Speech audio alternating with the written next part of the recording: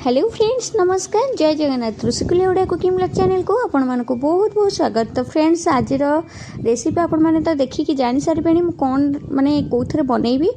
तो ये सांग मैंने आंब नहीं जाइए, कंचा आंब।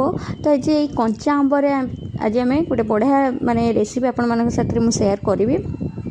आंब मास सॉरी कंचा आंब मार्केट रू सरिया पूर्व ये जिनसा ट्राए करेंगे। बहुत ही टेस्टी आउ बहुत ही मास पर्यंत भी आपड़ फ्रिज रे स्टोर करके रखिकी खाई पारे। बहुत आज रेसिपी सांग मैंने कौन रही वीडियो को शेष पर्यंत देखले निहाती आपण मैंने जानीपारे।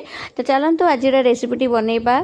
एठी बनई सांग मैंने कंचा आंबर गोटे कैंडी जोटा कि बहुत ही हेल्दी और बहुत टेस्टी आपण मैंने गुड़े बनई पारे, चीनी रे बनई पारे, जो थे भी बनातु बहुत ही बढ़िया लगे, बहुत ही टेस्टी, जोटा कि आज आपण मान साथ सेयार करेंगे। हाँ सांग मैंने जो रेसिपीटा को आपण मैंने 6 मास पर्यंत फ्रिज रे स्टोर करके आराम से रखिपारे। जितेबाला भी आपण मानक मीठा खाइबार अच्छी तो पिला मानक हो कि निजे आपण मैंने या खाईपारे।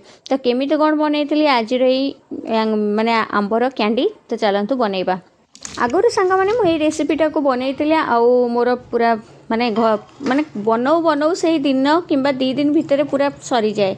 कहीं घरे छुआ मैंने थे तो से मीठा खायापी बहुत पसंद करती। जेहेतु ये सब जिनस बनई रखी थाए से शेष कर दियंती। तो जेहेतु सरी जाइला से लगी मुझे बनाऊँगी आपण मान साथ सेयार करदे।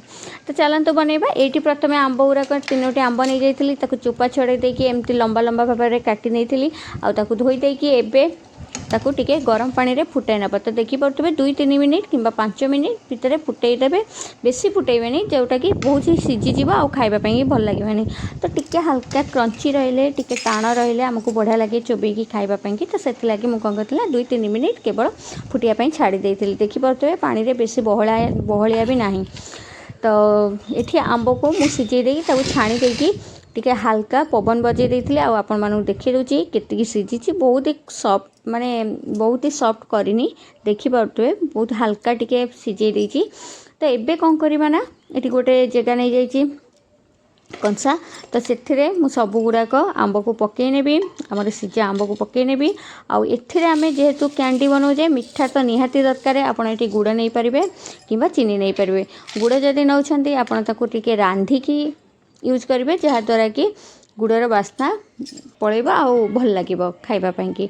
तो जेहेतु ये मुझे चीनी ऐड करची तो चीनी रे टिके सहज आउ जल्दी हो जाए। तो से लगी मुझे चीनी आपण मानक ऐड करके देखी देची। तो चीनी पकई देकी मुझे गोटे घंटा छाड़देवी कभर करके। आपन चाहिए राति रे पकईदेवे, ये सब प्रोसेस राति रे करदेवे आउ सकाळु को आपण माने ताकू बनै पारे। तो जेहेतु मु माने गोटे घंटा कि आपण मानक देखी दूची गोटे घंटा ताकू बतुरई देची। तो गोटे घंटा पर मुझे आसिक आपण मानक चेक करी देखौची। तो ये आमर चीनी सीरा भाया पूरा प्रस्तुत हो जाइए। देखिपे पूरा मेल्ट हो जाइए आउ चीनी गुराक।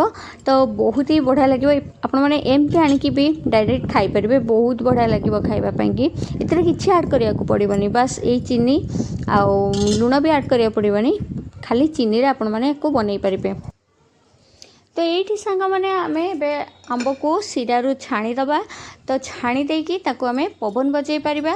पवन बजेले सांग मैंने टिके लेट हुए। तो से लगी मुझे कौन करी ना खरारे ताकू माने छाड़ देती टिके सुखीबापी कि ऊपर जो आमर चीनी सीराटा टिके सुखी गले बहुत दिन पर्यंत आमर रहीपर। तो ये मुझे कौन करे ना प्राय बारंबार बनाए, कहीं पिला माने कौन करते ना जल्दी ही खाई था। एथरक भी सेम माने सेम जिनस होता मो साथ मुझे बनईकी खरा देती। आउ भाविली नेक्स्ट दिन आपण मानक सेयार करी केते सुंदर होती बोलिकिना। किंतु ताकू माने खरारे थौ थौ पिला माने सबू जाक प्लेट सफा कर सारे। आउ आपण मानक कौन बा देखेबी।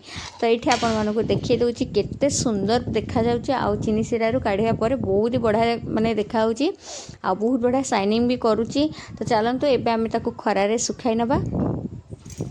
यही कैंडी को सांग मैंने मु तो प्रति वर्ष बनाए आ बहुत बढ़िया से ताकू गोटे टिफिन रे स्टोर करके मु रखी दे थाए। जितेबाला भी मते पिला माने मागंती कौन मीठा खाद्य खाइबापी की तो मुझे एमती जिनस माने धरई दिए, जोटा कि आम प्रति माने वर्ष सारा आंब खाइला बेले भी आमको लगे। तो आपण मैंने जानीपर जे यहाँ माने एत बढ़िया लगे, आपण मैंने खाइले बहुत ही बढ़िया लगे।